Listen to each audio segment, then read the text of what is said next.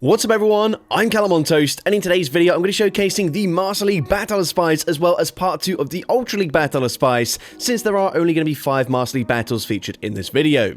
Now there are actually a couple more Master League submissions than just the 5 we'll be featuring in the video, but those trainers mentioned that the teams they used were significantly under-leveled, which if you're only 1 or 2 power-ups away from level 50, I can let that slide, but if some of your Pokemon aren't even excelled at all, and especially when your win comes up against a trainer also using severely underleveled Pokemon, it is much harder to judge it against the other submissions. Anyways, this video will begin with those 5 Master League battles, and then we'll go straight into the 10 remaining Ultra League battles. Also, before we get into the question of the day, I want to give a quick couple of shoutouts to Reptilian and Stoic for their donations in yesterday's live stream, as well as the Zippiest for the many gifted memberships throughout the live stream. As always, the support is very much appreciated, and with that being said, let's get into the question of the day. What's the most recent Pokemon you've powered up all the way to level 50? Let me know in the comment section down below, and with that being said, let's get into the battles now.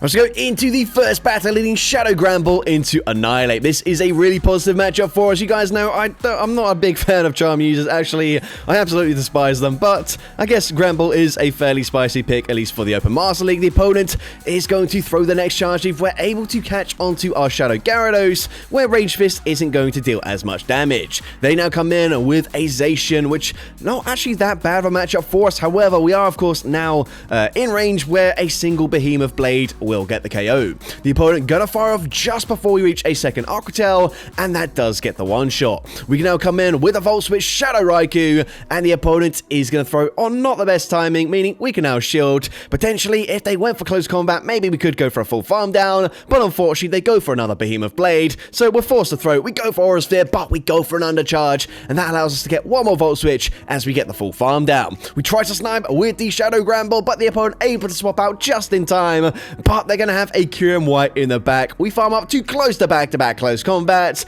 We are able to get to the second one here before they can Dragon Breath farm us down. We grab both shields from the opponent, but we've already got back-to-back Aura Spheres loaded. So the first one will be unleashed. It gets the KO up against the Kyurem, and now we're going to go for a double resisted Aura Sphere to get the knockout up against the Annihilate, and we're able to take that game.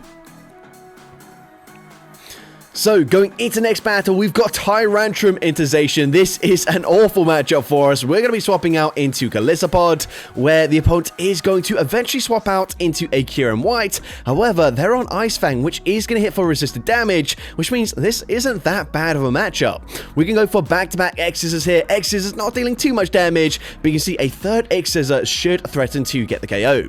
We're going to shield as they fire off the Fusion Flare, but we can reach yet another X-Scissor, and X-Scissor are they going to shield this? They are going to shield, but the opponent is then going to swap back into Zacian, and that is absolutely fine with us. We're just going to no shield. They go for close combat, which is really strange, debuffing themselves, and now we can just hard wall them with the Skeledirge. Everything they can possibly throw is resisted. They go for another close combat, making that a super comfortable farm down for us. We then blind throw a Torch Song, but unfortunately for us, they don't come back in with the Kyurem, instead coming with Palkia, but they end up shielding a boost there. Now we can go for the Shadow Ball. Shadow Ball, big damage. We then swap back into Tyrantrum, and they do have quite a lot of energy. So we are going to shield. The opponent is just going to bait with an Aqua Tail, which is unfortunate for us, but they just settle for another Aqua Tail. Of course, this won't get the KO. Aqua Tail, they're going to swap back into the Kyurem, but we're able to reach a charge move. We fire off the Rock Tomb. Rock Tomb gets the KO, but they Dragon Breath farm us down. But Skeledirge able to double resisted Incinerate farm down the Palkia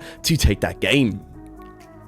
Into next battle, speaking of Palkia, we're going to see it in the lead here up against a Shadow Aggron that we're running here, and we're going to shoot the first charge move because, like with the Tyrantrum we just had, we're also on Rock Tomb, which means we can debuff their attack stat. Rock Tomb going to drop the attack, and now we should be able to comfortably live the next Aqua Tail. The opponent gonna go for the Aqua Tail there. We should now be able to reach another Rock Tomb, and we might grab both shields in this matchup.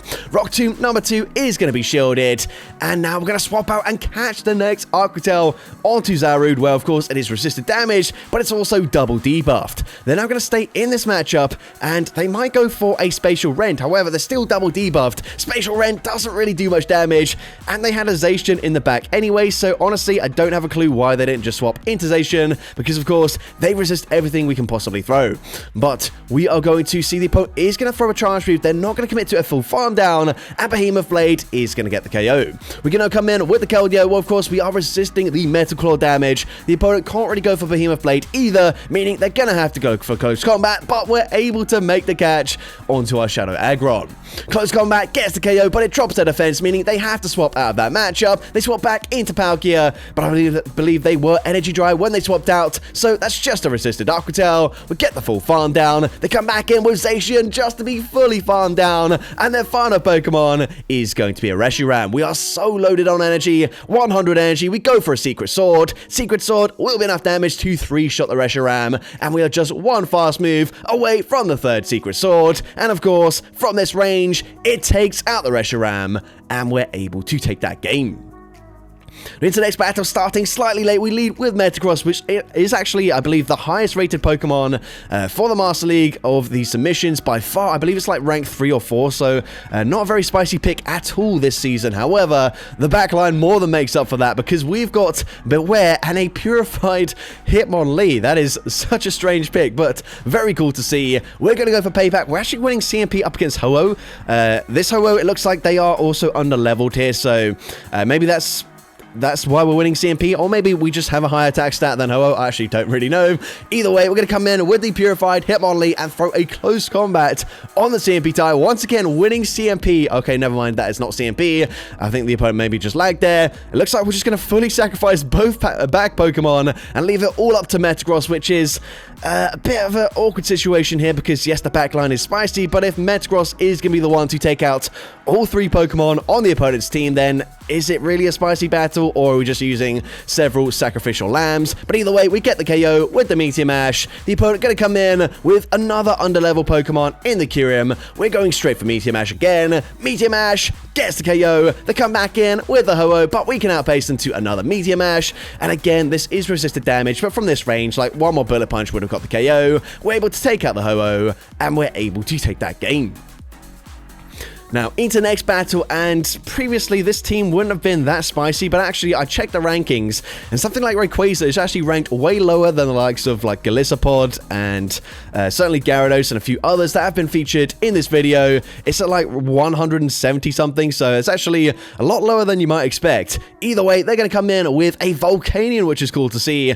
We should go for Power Whip here, as both moves are going to be neutral damage, and Power Whip is just going to be a slightly better move. But either way, we end up grabbing both shields, so it makes literally zero difference here. The opponent goes for Scald. They go for the undercharge there, but we then just swap into our shiny Rayquaza. We're now going to shield as they go for another Scald. Scald not going to debuff us this time around. We can go for Ancient Power. Ancient Power is super effective, and it gets the KO. They're going to come in with a Xerneas, and we're able to full send a Dragon Ascent. Dragon Ascent, no shields in play. It nearly gets the one shot. The opponent actually swaps out of that matchup and into their Mewtwo. We're just going to no shield this. Side Strike gets the KO pretty comfortably there, but now we can come in with the Heatran. Unless they're on Focus Blast, then we should be able to tank any one charge free from the Mewtwo, but instead we swap out, we force them to throw some energy, and let's find out, are they on Focus Blast? I don't think this is enough energy. It's just a Flamethrower. That is neutral damage, and it does decent damage, but we can just safely shield up a close combat. Fire Spin gets the farm down, and we come out with a Magma Storm loaded. Magma Storm takes out the Mewtwo, and we're able to take that game. Alright, now heading into the Ultra League battles, we're going to see a Necrozma in the lead. They're going to say swap into a Moltres, and we're coming in with a Miltank. Now, Miltank is, I believe, a level 50 Pokemon for the Open Ultra League. They're going to fire for Fly, which doesn't deal too much damage, and now we can fire back with an Ice Beam. Ice Beam is going to hit for super effective damage, and we're already able to reach a Body Slam. Body Slam should be enough damage to KO from this range. We actually go for a slight undercharge there, just in case they didn't shield, maybe to look to get an extra rollout or two farm down. down, but either way, they're going to full send a Brave Bird, debuffing themselves, meaning we can come back in with Necrozma, get the Shadow Claw farm down, but they're going to have a Feraligatr in the back. So we go for Dark Pulse. Dark Pulse grabs a final shield, and at this point we definitely need to shield because we need the damage from this Dark Pulse. Dark Pulse should eventually put them into range where we can farm down with the Reuniclus in the back, although actually that doesn't deal as much damage as I was expecting. However, we can still shield here. I can't remember what the first Pokemon was. I think Annihilate in the lead. Yes, it is going to be Annihilate in the lead, and unfortunately they can reach a Rage Fist. Rage Fist going to hit for super effective damage. They boost up their attack stat. However, of course, those low kicks not dealing much damage. Shadow Ball gets the one shot, and can we charm farm down for Alligator? Just barely able to do so, and we're able to take that game. Into the next battle, we've got a Shadow Raikou in the lead up against Shadow Garchomp. That is not the best matchup for us. We're going to be swapping into Shadow Latias, and we're met with a 2-cannon, so that's actually not that bad for us, as of course we're going to have a lot of fast food pressure with the Dragon Breaths, and we are slightly ahead on energy, so we should be able to maintain alignment. However, we play this out here, we're going to go for a very slight very slight over farm there, go for the Charge Move, and at this point maybe we do just no-shield this. Yeah, we're going to let it go down. We can resist the charge moves on the Raikou. They swap back into Shadow Garchomp, and we got the energy advantage now. We're just going to go straight for an Aura Sphere. Aura Sphere does big damage. At this point, do we sacrifice the Raikou? Yes, we are going to do exactly that. Twister doesn't get the KO, so we're going to swap out into Shadow Darkrai, and unfortunately, they can reach another charge move already.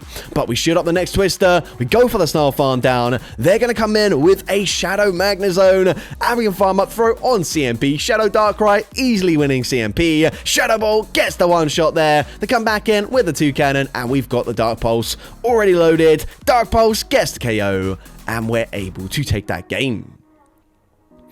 Into next battle, we've got a triple lion theme team here, and rather interestingly, we're seeing a lot of Pokemon that would, well, historically have been pretty good for the Master League being used in the Ultra League, whereas the Master League submissions had a lot of Pokemon that you typically see in the Ultra League, so quite cool to see. Either way, we're going to go for an Ironhead. Ironhead does big damage, but of course, they have debuffed us with a Glaciate, meaning they can get to a second one, double debuff us, and in the Zero Shield scenario, that is much closer than you might expect. But they're not going to come in with Empoleon. We're going to swap out straight away into our Shadow Luxray, and we're going to go ahead and bait with a Psychic Fangs, and Psychic Fangs is going to be shielded. The opponent very likely going to go for a Chilling Water. We're going to no-shield this. They actually go for Trailblaze instead, boosting up their own attack stat. However, they don't, of course, debuff our attack stat, so Wild Charge does huge damage, and at this point, we probably just let Luxray go down.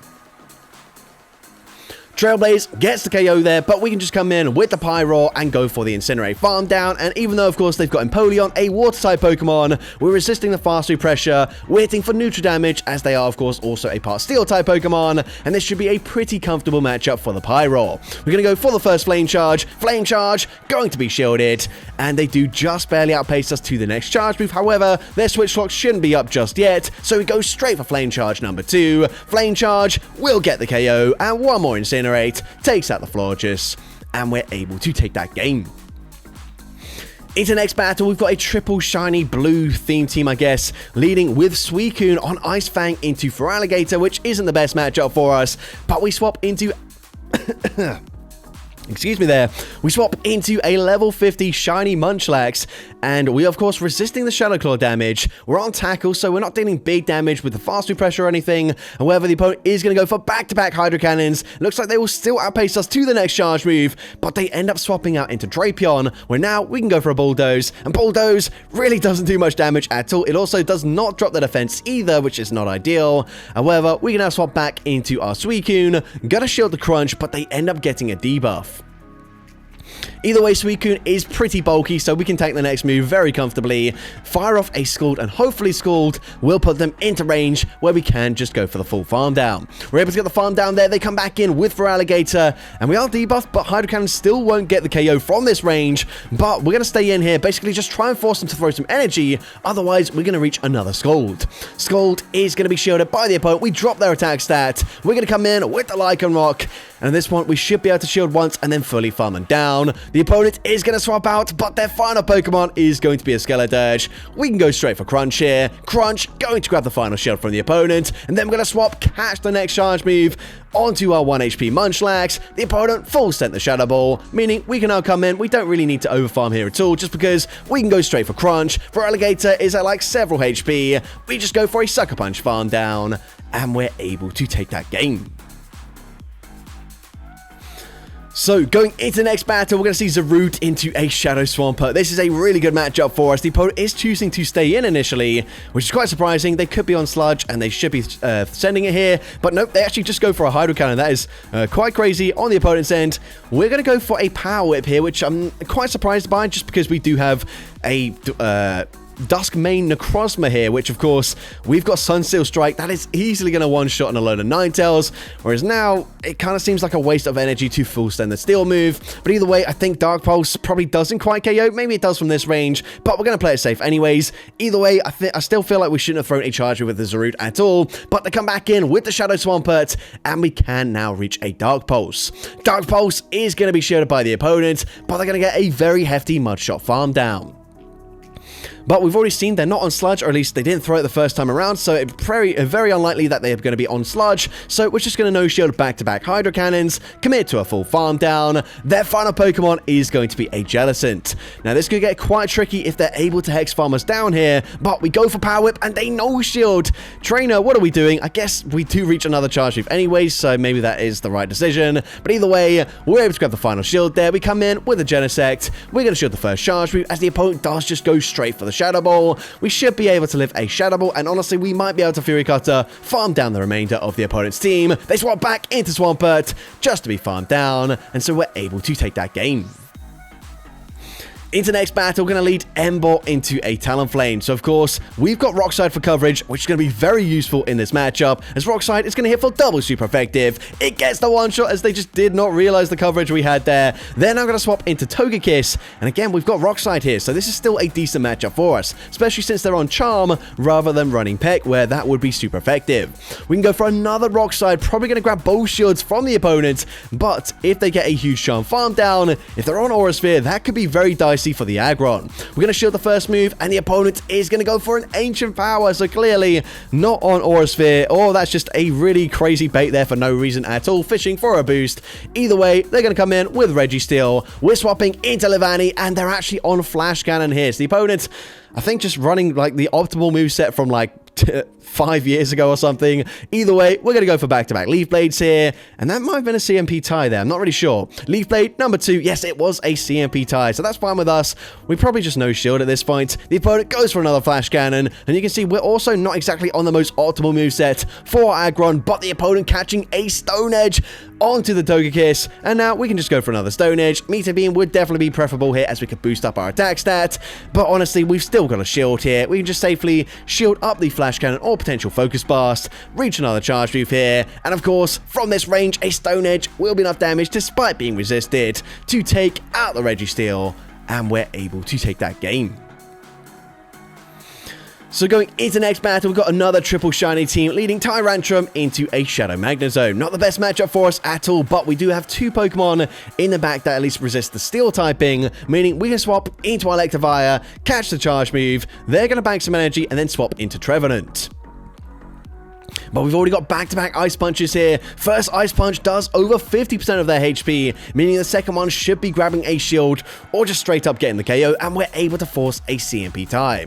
That is very nice for us. They go for Seed Bomb. We're going to come back in with the Tyrantrum, and we're not going to overfarm by much here. Just going to go for 2 Dragon Tails, fire off the Crunch, get the KO there. They come back in with the Shadow Magnezone, and they're already at another Mirror Shot. We're going to shield this, and we are going to go and fire back with a Crunch. Crunch is going to deal decent damage here. It won't quite get the KO, but it puts them into range where we can swap, try and snipe with a Waterfall, also catch a resisted Mirror Shot, and then Waterfall, farm them all the way down. So the opponent is forced to swap out of that matchup. They come in with Feraligatr, but we're already at the Wrap, and Wrap really not dealing much damage. Waterfall's also resisted, not dealing much damage either, despite the debuff to their defense. However, it will start to add up over time. We're able to reach another Wrap. They throw on CMP, but they don't get the KO. Wrap is going to drop the defense again. We come in, in, and at this point, we probably just have to shield here. The opponent goes for Hydro Cannon. They swap back into Magnet Zone, and they do reach another Mirror Shot, and this game is about to be very close. Mirror Shot gets the KO, but we Waterfall farm them down. Can we Waterfall farm down for Alligator? Yes, we're able to do so, and we're able to take that game. Into the next battle, another triple shiny team here with a couple of shiny Shadow legendaries as well. We're leading with shiny Shadow Raikou, and we're going to go straight for an Aura Sphere. Aura Sphere is going to grab a shield from the shiny Typhlosion. There are back-to-back Thunder Punches, so we might just no-shield this, and we're going to do exactly that. We have the Aura Sphere loaded, but we lose CMP, and at this point, we're just going to no-shield this, grab that shield advantage, come in with our Shadow Ho-Oh, and then look to shield once, and then commit to a full Incinerate farm down. The opponent goes for Thunder Punch, of course. They then swap into Galarian Moltres, which we don't have the best response with our Mewtwo, so this is definitely the matchup we want. We go and full send a Fire Blast. We're not on Sacred Fire, as you can see. Sacred Fire is a legacy move that would require an Elite Charge to him, I believe, but now we can full send a Brave Bird, and Brave Bird will certainly be enough to KO. Brave Bird knocks out the Moltres. We're going to swap out straight away into our Mewtwo. The opponent is going to be swapping out, trying to catch a charge move. Doesn't work out. We hold on to the energy, and we're able to reach a not Brave Bird, an Ice Beam. Ice Beam isn't quite enough damage to get the KO, but we Psycho Cut farm them down, and we're able to take that game.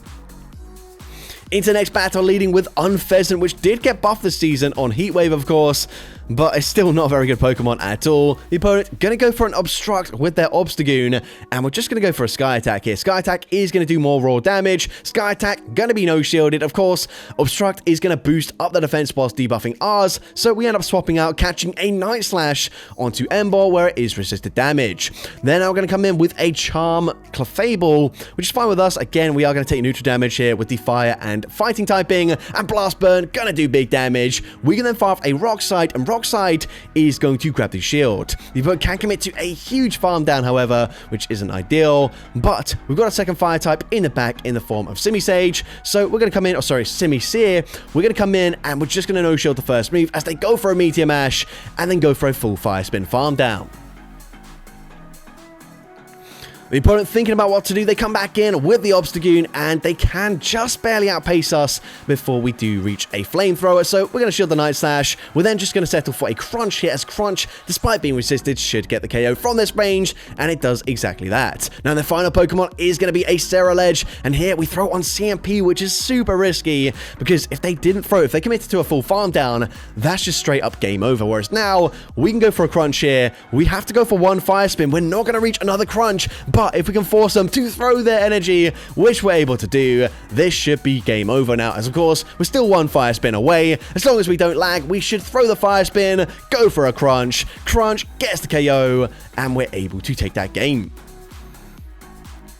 Now into the final battle of this video, leading Aerodactyl into Stunfisk, which is not a great matchup for us at all, and a bit of a core breaker to the team, as it's going to do very well into both the Aerodactyl and the Gengar, and to be honest, pretty well into Zoroark as well. But either way, we're going to go for a Foul Play here. Foul Play, gonna be shielded, but we don't quite reach a Shadow Ball. That is super unfortunate. Definitely should have just thrown a second Foul Play there, but we're going to come in with the Shadow Gengar. They're going to go for a Glaciate, debuffing our attack stat. But we can reach a Drain Punch, and Drain Punch is going to be shielded. We then swap into Aerodactyl, and we're actually just going to fully sacrifice this thing, realizing it doesn't have much play into the Stunfisk, but they swap back into the Stunfisk, and they're just going to throw straight away. So, of course, Rock Slide gets the KO there. We can come back in with the Shadow Gengar, and we can outpace them, throw a Drain Punch, and Drain Punch is going to win CMP. Drain Punch also, hopefully, going to put them into range where we can Shadow Claw farm them down. Honestly, it might barely just not be able to do that, in which case, we will have to throw another charge move, but no, they don't end up throwing. I'm sure they had the energy for a Rock Slide there, so I'm very surprised by that, but we can now go for Shadow Punch. They catch it onto Kyurem. Very nice catch there. However, it's still going to reach another Shadow Punch here, and Shadow Punch is super effective. It gets the KO up against the Slowking, and we're able to take that game. So that's going to be it for today's video. If you did enjoy it, please make sure you leave a like, leave a comment letting me know, and as well, don't forget to respond to the question of the day if you haven't done so already. And if you want to see more content like this in the future, make sure you hit that subscribe button and turn on post notifications. That way you'll be notified whenever I upload a new video. Now if you want to take your support to the next level, you can become a channel member with perks including early access to new videos, shoutouts at the end of each video, custom loyalty badges, and custom emojis to use in the comments of every video. I want to say a massive thank you to everyone that has become a channel member already. Your support is greatly appreciated. And with that being said, thank you so much for watching today's video, and I hope you have a great rest of your day.